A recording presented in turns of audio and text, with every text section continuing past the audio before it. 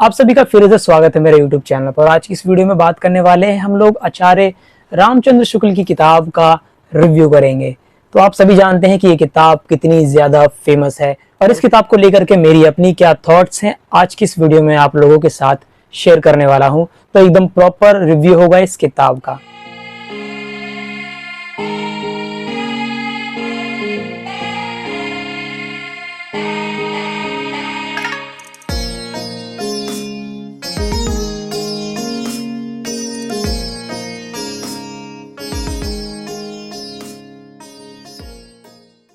तो चलिए अब शुरू करते हैं किताब का रिव्यू।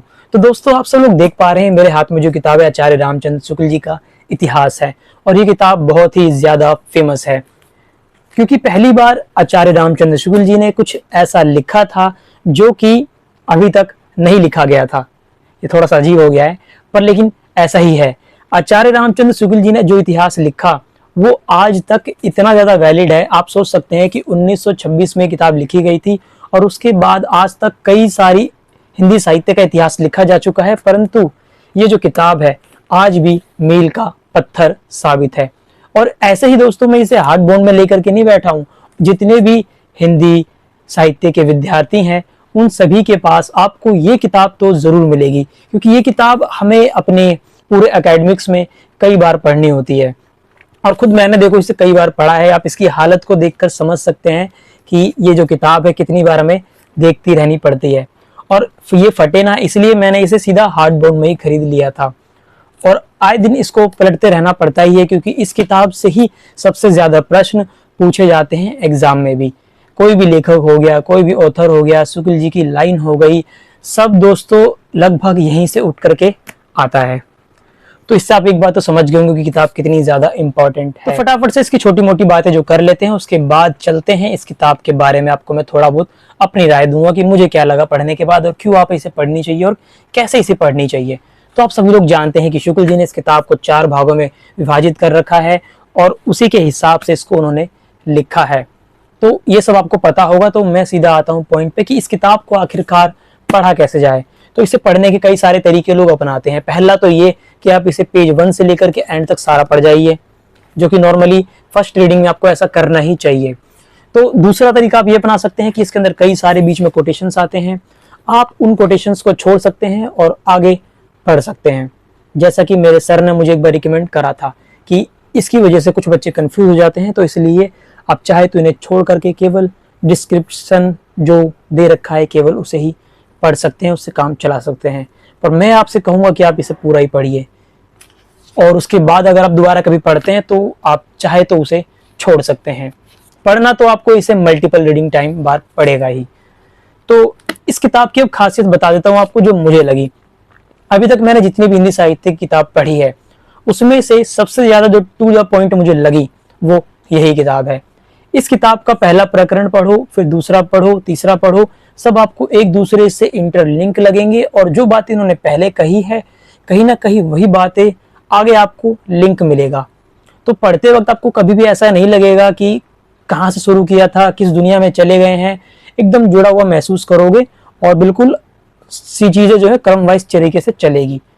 किताब को पढ़ते वक्त कहीं भी फालतू का शब्द आएगा नहीं, सारे काम के शब्द आएंगे और इसलिए इस किताब की एक एक लाइन बहुत ज्यादा महत्वपूर्ण हो जाती है। और कई किताब है उसके अंदर क्या होता है कि कुछ चीजें अगर हम गायब भी कर दे तो भी पता नहीं चलेगा, पर इनकी किताब में ऐसा नहीं है। जितना कहा है उसमें से हम एक शब्द भी हिला नहीं सकते। हर एक शब्द का अपना प्रॉपर एक मीनिंग है। अब बारी है थोड़ा सा किताब के बारे में जानने की। तो किताब की शुरुआत होगी 4 प्रकरणों में। तो हमें पता है आदिकाल, भक्तिकाल, रीतिकाल, आधुनिक काल। और जो कविता का पोर्शन बच गया है उसको उन्होंने बिल्कुल लास्ट में दे रखा है। आपको दिखाता हूं मैं, ये देखिए लास्ट में उन्होंने कविता का जो पोर्शन है सबको इकट्ठे दे रखा है। तो इस हिसाब से पूरी कंप्लीट हो जाती है। एक इस किताब को लेकर के सबसे प्रसिद्ध विचार जो कि ये है कि ये किताब बहुत ज्यादा कठिन है। तो ये बात अगर इतने सारे लोग कह रहे हैं तो कहीं ना कहीं इसमें सत्यता तो होगी ही। ये किताब जो है वाक्य में कठिन है और इसे जो कठिन बनाती है मेरे अनुसार वो है इसके अंदर का मैटर। क्योंकि शुक्ल जी ने जो भी बताया है इसके अंदर वो बहुत ज्यादा डिस्क्रिप्टिव है।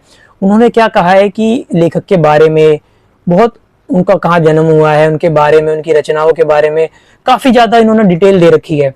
और वो डिटेल सारी काम की है, क्योंकि ये इतिहास है और इतिहास के अंदर विवरण तो होता ही है और ये विवरण हमें याद नहीं होते हैं, इसलिए हमें ये जो है मुश्किल लगती है।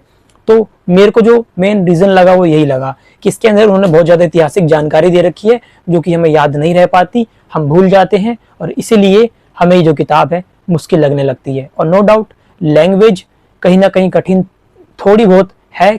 कठिन इसलिए है क्योंकि शुक्ल जी जो है एक वैचारिक व्यक्ति हैं। वो अपना कोई भी मत अगर लिखते हैं किसी के रचना के बारे में तो उसकी वैचारिक पृष्ठभूमि को लिखते हैं, और वैचार को अगर आप पकड़ जाएंगे तो आप कोई किताब ज़्यादा मुश्किल नहीं लगेगी। अगर विचार को आप नहीं पकड़ेंगे, सोचेंगे, याद कर लेंगे, रट्टा मार लेंगे, तो ऑब्वियसली ये जो किताब आपके लिए बहुत मुश्किल होने वाली है। अगर उनके विचारों को पकड़ेंगे, थॉट्स को पकड़ेंगे, तो किताब बहुत आसान है, तो आप समझ जाएंगे। और अगर पहली बार आप इस किताब को पढ़ने के लिए जा रहे हैं तो सबसे पहले कोई बेसिक हिंदी साहित्य की किताब, जैसे हिंदी साहित्य का सरल इतिहास है, वो पढ़ लेना। उसके बाद इस किताब को पढ़ना तो थोड़ा सा आसान लगेगा, या फिर कुछ वीडियोस देख लेना और उसके बाद इसको पढ़ना तो हो जाएगा। पर मेरी तो राय आपसे यही रहेगी कि सीधा इस किताब को उठाओ और पढ़ना चालू कर दो, क्योंकि इस किताब से आप लोग भाग नहीं सकते। तो ये था आचार्य शुक्ल जी के ऊपर, किताब के ऊपर मेरा रिव्यू। मैंने इसमें आपको कुछ भी पढ़ाया नहीं है, क्योंकि मेरा जो मेन मकसद था केवल किताब के ऊपर बात करना था, उसमें क्या लिखा है उसको पढ़ाने से नहीं था। तो वीडियो पसंद आई है तो वीडियो को लाइक कर दो, चैनल पर नए तो सब्सक्राइब कर लेना। ऐसी ही बेहतरीन वीडियोस आप लोगों के लिए मैं बनाता रहूंगा, और वेट करिए नेक्स्ट वीडियो का।